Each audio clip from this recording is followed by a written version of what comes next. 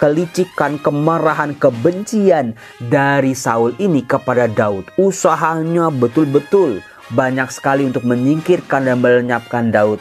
Tapi sedikit pun Daud tidak membalas. Salam damai sejahtera saudara-saudara yang terkasih, pencinta firman Tuhan. Berjumpa kembali dengan Bible Learning with Father Joseph edisi ke-9 di bulan Januari tahun 2024 ini.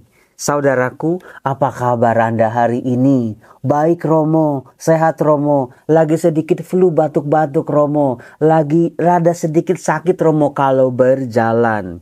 Saya berharap keadaan Anda dalam keadaan baik, yang sakit memperoleh kesembuhan. Saudara-saudara yang terkasih, di awal video ini izinkan saya bertanya kepada Anda jujur. Bagaimana keadaan keluarga Anda? Saudaraku, yang namanya keluarga itu kan kompleks sekompleks-kompleksnya ya. Bukan cuma pasangan suami dan istri. Ada mertua, ada ipar-ipar, ada besan. Bahkan nanti ada anak, ada cucu mantu, ada segala macam terlibat di dalamnya. Apalagi kita orang timur, yang namanya keluarga itu ya segambreng-gambreng. Nah, saudaraku yang terkasih, jangankan berbicara soal keluarga besar, banyak orang, banyak kepala, banyak keinginan, banyak sifatnya. Hubungan suami istri, anak orang tua saja seringkali dalam keadaan tidak baik-baik saja. Betul banget Romo. Seringkali orang salah dalam jatuh cinta untuk menikah. Seringkali orang menganggap aku jatuh cinta bingit Romo sama pasanganku. Aku mau menikahi dia. Dia menikah hanya karena perasaan saja. Hati-hati saudaraku, yang namanya perasaan itu bisa berubah-ubah. Bisa berpaling. Kalau kita kecewa sama pasangan, perasaan kita akan segera berganti. Dari cinta menjadi benci. Lalu yang tadinya aku mencintaimu menjadi aku benci padamu. Lalu dengan diparah lagi dengan muncul juga perasaan-perasaan kepada pihak-pihak yang lain. Sehingga cintanya mendua dan terbagi. Maka dari itu saudara-saudara, kalau menikah jangan cuma bermodal perasaan saja. Libatkanlah Tuhan sebelum Anda menikah. Pada saat Anda menikah, saat rumah tangga Anda menjadi berat. Nah, saudara-saudaraku yang terkasih, saya sadar sesadar-sadarnya yang namanya membangun rumah tangga itu perlu perjuangan, perlu pengorbanan bahkan. Maka dari itu, saya sebagai ketua program studi ilmu teologi di Sekolah Tinggi Filsafat Triarkara menawarkan kepada Anda sebuah program yang namanya Extension Course, yaitu kursus singkat setiap hari Kamis jam 6 sore sampai jam 8 sore waktu Indonesia bagian Barat, 15 kali pertemuan mulai di bulan Februari. Ini dia, Anda bisa lihat-lihat, bisa di screenshot e-flyernya. Ada dosen-dosen yang luar biasa. Saya juga mengajar di hari pertama. Ada profesor, ada doktor, ada ahli teologi, ada ahli hukum, ada umat, ada komunitas You Are Not Alone, ada Romo Erwin MSF, ada banyak pokoknya teman-teman saya yang siap betul-betul mengajak Anda menarik diri sejenak, menggali kekuatan hidup keluarga. Supaya apa? Keluarga kita betul-betul tahan akan goncangan. Romo, keluarga saya baik-baik saja Romo, nggak perlulah saya mikir yang jauh-jauh soal keluarga. Saudara-saudara, Anda yang sudah hidup berkeluarga puluhan tahun sudah tahu persis yang namanya masalah dalam keluarga itu kadang-kadang datang secara tidak terduga. Ada kalanya kita siap, ada kalanya kita tidak siap. Ada kalanya masalah datang sendiri, ada kalanya datang bersama teman-temannya. Maka dari itu saudara-saudara, saya mengajak Anda untuk ikut mendaftar di program kursus singkat di Sekolah Tinggi Filsafat Triarkara ini secara online melalui Microsoft Teams. Ada biayanya sebesar 1 juta rupiah untuk 15 kali pertemuan. Ada sertifikat, Anda bisa dapat sertifikatnya ya. Silakan didaftar. Buruan karena tempatnya sangat amat terbatas. Saudara-saudaraku yang terkasih, bukan sebuah kebetulan bahwa di video kali ini saya mau mengangkat kisah satu orang dalam kitab suci Perjanjian Lama. Dia itu dikenal sebagai pribadi yang menyenangkan hati Tuhan. Dia itu ya kalau diserang dia nggak bales, kalau dimusuhi dia tidak membenci. Ketika di pojok-pojokan dia tidak tersulut emosinya untuk menjelek-jelekan pihak lawan. Saudara-saudara yang terkasih, namanya orang sabar, sesabar-sabarnya, tapi kalau diinjak-injak, kalau tidak dihargai, kalau direndahkan oleh orang lain, seringkali sebagai manusia biasa kita tersulut untuk emosi, membalas, kalau bisa lebih sadis lagi. Kita bisa belajar dari pribadi ini, namanya Daud. Anda pasti sudah tahulah, saya sering kali mengangkat kisah bagaimana relasi Daud dengan Saul. Bagaimana Saul yang tadinya mengasihi Daud, dia suka pada Daud karena Daud itu dipanggil oleh Saul untuk menjadi pelayannya, untuk membuat dirinya tenang, rileks, karena dia gusar, karena dia betul-betul pusing dengan berbagai macam urusan-urusannya karena diganggu oleh roh jahat. Hanya dengan permainan kecapinya Daud, Saul menjadi tenang kembali. Tetapi sebagaimana kita tahu saudara-saudara, begitu karir, kemampuan, keterampilan, prestasinya Daud bisa mengalahkan Saul, rakyat terpikat pada Daud ini. Maka Saul berbalik dari mengasihi Daud menjadi membenci. Dalam kitab 1 Samuel kita bisa melihat bagaimana usaha kelicikan, kemarahan, kebencian dari Saul ini kepada Daud. Usahanya betul-betul banyak sekali untuk menyingkirkan dan melenyapkan Daud.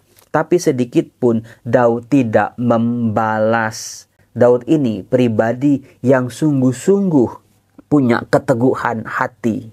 Dia berpijak pada Tuhan sendiri. Nah, dalam video kali ini saya mau mengangkat sebuah kisah tentang Daud yang belum banyak diketahui oleh para pembaca kitab suci. Contohnya, kalau saya tanya kepada Anda, apakah Anda kenal tokoh yang bernama Abigail? Coba tulis di kolom komen. Tokoh Abigail. Romo, pernah dengar tapi lupa itu tuh siapa? Romo pernah dengar tapi tapi apakah ada tokoh Abigail dalam Perjanjian Lama? Saudara-saudara yang terkasih, Anda mungkin sudah tahu Daud itu pernah menikah dengan seorang janda namanya Batsheba, janda dari Uria karena Urianya dibunuh oleh Daud. Tetapi ternyata saudara-saudara, Daud juga pernah menikah dengan seorang janda yang lain namanya Abigail, istri dari Nabal. Nah, kisah cinta segitiga antara Nabal, Abigail dengan Daud ini sangat amat menarik.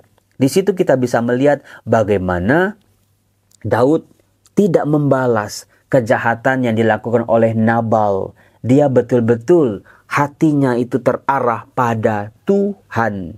Anda bisa lihat kisahnya di kitab 1 Samuel bab 25 ayat 2 terus sampai ayat 44. Panjang banget bukan? Saya pernah bilang kalau kisahnya panjang itu berarti menarik. Kita bisa melihat transformasi, perubahan situasi tokoh-tokoh yang diceritakan di dalamnya.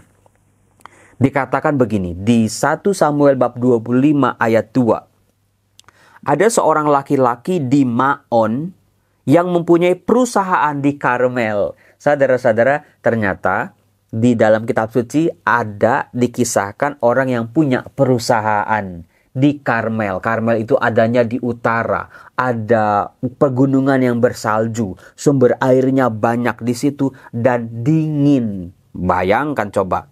Orang itu sangat kaya. Waduh, ya pantesan tinggalnya di tempat yang elit di Gunung Karmel. Ia mempunyai 3.000 ekor domba dan 1.000 ekor kambing. Kekayaannya bisa-bisa kita banding-bandingin dengan kekayaannya Ayub ini. Dia juga punya banyak ternak. Ia ada di Karmel pada pengguntingan bulu domba-dombanya. Nama orang itu Nabal dan istrinya bernama Abigail.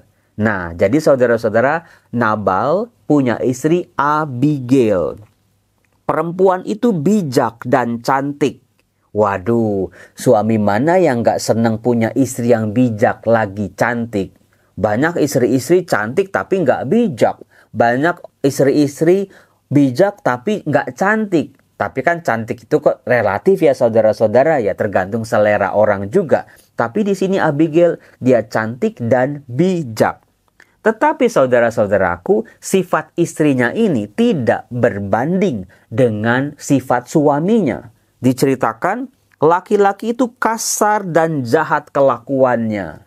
Ayo, siapa yang kayak begini? Udah punya istri baik, udah punya istri bijak, cantik pula, tetapi suaminya masih suka kasar, suaminya masih suka jahat. Kata-katanya, tingkah lakunya, perbuatannya di dalam rumah maupun di luar rumah. Ayo, belajarlah dari kisah ini ya. Betul-betul ubah sikap Anda. Jangan sia-siakan anugerah yang Tuhan beri kepada Anda. Kemarin saya kan berenang saudara-saudara. Di samping saya ada bapak-bapak lagi ngobrol, cerita tentang istrinya. Oh, kalau istri gua mah baik, istri gua mah nggak macem-macem, istri gua mah dibawain makanan apa juga, kayaknya dia nurut aja, tapi dia nggak suka bergaul. Terus disambung sama bapak lain, wah kalau istri gua mah gaul, dia sering ikut tur, banyak banget temennya. Saya seneng banget itu kalau para suami membangga-banggakan istrinya. Kapan terakhir kali para suami membanggakan istrinya? Coba kalau saya tanya. Ketika didengar Daud di padang gurun bahwa Nabal sedang menggunting bulu-bulu dombanya, maka Daud menyuruh 10 orang dan kepada orang itu Daud berkata. Jadi gini, di padang gurun Daud dengar Nabal lagi ada di tempat pengguntingan bulu domba. Dia mengutus 10 bawahannya. Pergilah ke Karmel dan temuilah Nabal. Tanyakanlah keselamatan atas namaku dan sampaikanlah salam ini kepadanya. Selamat, selamatlah engkau, selamatlah keluargamu, selamatlah segala yang ada padamu. Saudara-saudara, ini luar biasanya Daud. Dia mengutus bawahannya untuk menanyakan kabar dari Nabal, menanyakan bagaimana keadaan Nabal, dan juga berharap semoga Nabal dan keluarganya baik-baik saja. Dilanjutkan ya pesan Daud, baru-baru ini aku mendengar bahwa engkau mengadakan pengguntingan bulu domba.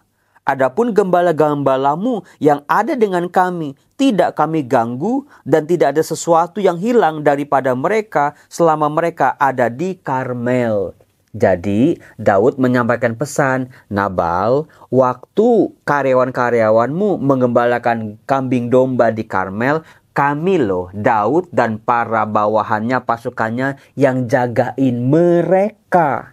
Itu maksudnya. Tanyakanlah kepada orang-orangmu, mereka tentu akan memberitahukan kepadamu. Sebab itu, biarlah orang-orang ini mendapat belas kasihanmu. Bukankah kami ini datang pada hari raya? Berikanlah kepada hamba-hambamu ini dan kepada anakmu Daud apa yang ada padamu. Jadi Daud minta dikasihani. Daud minta belas kasihan supaya Nabal ini menyisihkan rezekinya. Kan lagi mengguntingkan bulu domba. Kalau kayak petani itu lagi panen, lagi banyak duit lah, lagi banyak makanan di situ. Coba tong bagi, kami ini lagi susah.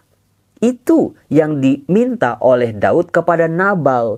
Tapi apa yang terjadi saudara-saudara? Air susu dibalas dengan air tuba. Di ayat 9, ketika orang-orang Daud sampai ke sana, berkatalah mereka kepada Nabal atas nama Daud, tepat seperti yang dikatakan kepada mereka. Kemudian mereka menanti, nungguin nih, bagaimana nih reaksinya Nabal, mau bantu apa enggak. Daud lagi kesusahan, Nabal lagi seneng, ya kali aja Nabal mau berbagi. Nah, dikatakan Nabal menjawab anak buah Daud itu katanya, siapakah Daud? Siapakah anak Isai itu? Sombongnya minta ampun. Dia nggak sadar, dia nggak bersyukur jasa-jasa yang sudah diberikan, dilakukan oleh Daud kepada para penggembalanya. Pada waktu sekarang ini ada banyak hamba-hamba yang lari dari tuannya. Masa akan aku mengambil rotiku, air minumku, dan hewan bantayan yang kubantai bagi orang-orang penguntitku untuk memberikan kepada orang-orang yang aku tidak tahu dari mana mereka datang ini. Jadi Daud maupun 10 bawahannya dianggap orang asing oleh Nabal. Saudara-saudaraku yang terkasih, sebetulnya bawahan-bawahannya Nabal bisa memberi kesaksian, tetapi tidak didengar oleh Nabal. Ngelupain jasa orang. Daud itu ternyata kebaikannya gampang banget dilupakan oleh orang-orang yang pernah dia bantu. Saul begitu. Nanti anaknya Absalom juga begitu. Saudara-saudaraku terkasih, siapa yang seperti Daud?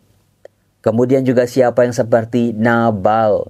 Seorang suami udah kasar, jahat, bukan cuma jahat sama istrinya, tapi jahat juga sama orang lain, bahkan orang yang pernah membantu dia.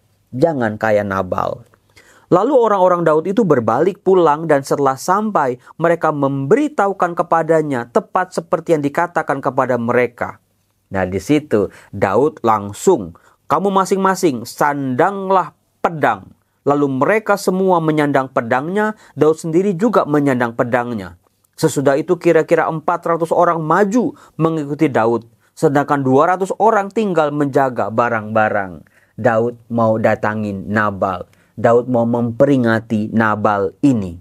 Di situasi yang sangat genting dan membahayakan itu, muncullah seorang istri yang bijaksana dan cantik tadi di ayat 14. Ketika Abigail istri Nabal telah diberitahukan oleh salah seorang bujangnya katanya, ketahuilah Daud menyuruh orang dari padang gurun untuk memberi salam kepada Tuhan kita. Tetapi ia memaki-maki mereka. Hati-hati dengan mulutmu. Mulutmu adalah harimaumu. Nabal akan kena batunya. Dia memaki-maki orang yang pernah bantu dia. Maka dia akan kena akibatnya itu. Padahal orang-orang itu sangat baik kepada kami. Mereka tidak mengganggu kami dan kami tidak kehilangan apa-apa selama kami lalu lalang di dekat mereka ketika kami ada di ladang. Jadi karyawannya sendiri memberi kesaksian di ladang itu, di padang gurun itu, kami dijagain sama mereka. Mereka seperti pagar tembok sekeliling kami siang malam selama kami mengembalakan domba-domba di dekat mereka. Karyawannya sendiri aja bilang jasanya mereka gede loh. Mereka jagain kita. Oleh sebab itu pikirkanlah dan pertimbangkanlah apa yang harus kau perbuat. Sebab telah diputuskan bahwa celaka akan didatangkan kepada Tuhan kita dan kepada seisi rumahnya. Dan ia seorang yang dursila sehingga orang tidak dapat berbicara dengan dia. Saudara-saudaraku yang terkasih. Karyawannya atau bawahannya atau pekerjanya Abigail ini memberi nasihat. Coba tolong pertimbangkan apa yang harus kamu lakukan untuk menyelamatkan suamimu yang jahat orang dursila itu. Yang gak bisa diajak ngomong, gak bisa diajak kompromi. Kacau ini.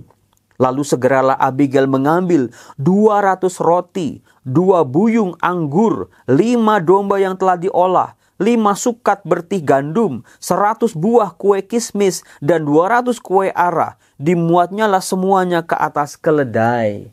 Sebuah jumlah yang tidak sedikit. Karena apa? Pasukan-pasukannya Daud kan banyak sekali. Mereka butuh makan, mereka lagi kelaparan. Abigail istri yang bijak tahu yang mana yang baik, mana yang gak baik. Jangan mentang-mentang itu suaminya ya. Yang jahat dibela-belain, yang busuk ditutup-tutupin. Abigail tidak begitu.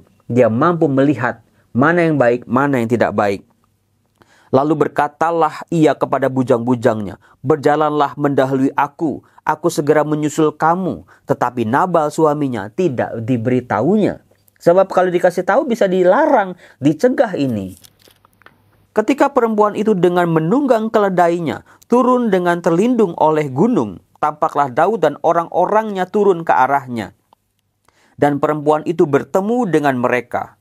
Daud tadinya telah berkata, sia-sialah aku melindungi segala kepunyaan orang ini di padang gurun, sehingga tidak ada sesuatu pun yang hilang dari segala kepunyaannya. Ia membalas kebaikanku dengan kejahatan. Jadi Daud ini mau menghukum Nabal dan menghabisi Nabal bersama seluruh yang dia miliki. Nah, untung ada istrinya, saudara-saudara. Begitu Daud dan pasukannya mau menghancurkan Nabal, Abigail melihat Daud Segeralah ia turun dari atas keledainya, lalu sujud menyembah di depan Daud dengan mukanya sampai ke tanah. Ia sujud pada kaki Daud serta berkata, "Aku sajalah ya Tuanku yang menanggung kesalahan itu." Luar biasa. Istri yang cantik, istri yang bijak, istri yang tahu mana yang benar, mana yang salah. Bahkan istri ini mau berkorban, menggantikan posisi suaminya. Ia membela suaminya, tapi dengan bijak. Yang salah tetap salah, tapi bagaimana nyawanya bisa diselamatkan? Izinkanlah hambamu ini berbicara kepadamu, dan dengarkanlah perkataan hambamu ini. Janganlah kiranya Tuanku mengindahkan Nabal, orang dursila itu, sebab seperti namanya, demikianlah ia. Nabal namanya dan bebal orangnya. Saudara-saudara, ini suami istri ini nih unik nih sebetulnya. Dia kenal betul-betul buruk-buruknya suaminya. Dia tahu suaminya salah. Tetapi aku, hambamu ini, tidak melihat orang-orang yang Tuanku suruh. Oleh sebab itu Tuanku, demi Tuhan yang hidup dan demi hidupmu yang dicegah Tuhan, daripada melakukan hutang darah dan daripada bertindak sendiri dalam mencari keadilan, biarlah menjadi sama seperti Nabal musuhmu dan orang yang bermaksud jahat terhadap Tuanku. Saudara-saudaraku yang terkasih, bagaimana Abigail mencoba menyadarkan Daud, jangan membalas hutang darah. Oleh sebab itu, pemberian yang dibawa kepada tuanku oleh budakmu ini, biarlah diberikan kepada orang-orang yang mengikuti tuanku. Ambillah kiranya kecerobohan hambamu ini. Karena Abigail merasa bersalah. Waktu 10 orang menghadap suaminya, dia lagi gak ada. Dia merasa ikut ambil bagian dalam kisruhan ini. Mendengar perkataan Abigail ini, seorang istri yang mencoba menyelamatkan suaminya yang jahat, Daud betul-betul kagum. Dia berkata kepada Abigail, "Terpujilah Tuhan Allah Israel yang mengutus engkau menemui aku pada hari ini. Terpujilah kebajikanmu, terpujilah engkau sendiri, bahwa engkau pada hari ini menahan aku daripada melakukan hutang darah dan daripada bertindak sendiri dalam mencari keadilan." Saudara-saudara terkasih, ini istri yang baik, perempuan yang baik. Dia bijaksana. Kemudian saudara, Daud mendengarkan masukan dan nasihat dari Abigail. Dia mengurungkan niatnya untuk menghabisi Nabal. Nah, dikatakan, sampailah Abigail kepada Nabal dan tampaklah Nabal mengadakan perjamuan di rumahnya, seperti perjamuan raja-raja. Ketika itu suaminya sedang mabuk, jadi dia tidak menceritakan kejadiannya dengan Daud. Karena percuma bukan ngomong sama orang mabuk. Nah, ketika pagi harinya, ketika suaminya sudah tidak mabuk lagi, diceritakanlah oleh Abigail apa yang terjadi dengan Daud. Lalu berhentilah jantung dalam dada dan ia membatu. Dan kira-kira 10 hari sesudah itu, Tuhan memukul Nabal sehingga ia mati. Jadi saudara-saudara, soal membalas hal-hal yang jahat itu biar urusannya Tuhan, sang pemilik hidup. Kan hidup Nabal berasal dari Tuhan, milik Tuhan. Ya Tuhan juga yang berhak untuk mengambil hidupnya Nabal. Nah, kemudian saudara-saudara yang terkasih, akhir cerita ketika Abigail sudah menjadi janda, akhirnya Daud mengambil Abigail sebagai istrinya. Reaksi Abigail sungguh mengejutkan. Di ayat 41 dia berkata, "Sesungguhnya hambamu ini ingin menjadi budak yang membasuh kaki para hamba tuanku itu." Kemudian berkemaslah Abigail dengan segera, ia menunggang keledainya dengan diiringi 5 orang pelayan perempuan. Ia mengikuti suruhan Daud itu menjadi istri Daud. Saudara-saudara yang terkasih, itulah salah satu kisah dari istri yang cakap, istri yang bijak, istri yang cantik yang dipuji dalam kitab suci. Saudara-saudara, belajarlah para istri dari Abigail. Para suami, jangan ikutin tingkah lakunya Nabal. Semoga keluarga Anda, keluarga yang diberkati oleh Tuhan. Salam damai sejahtera, Tuhan Yesus memberkati. Salam.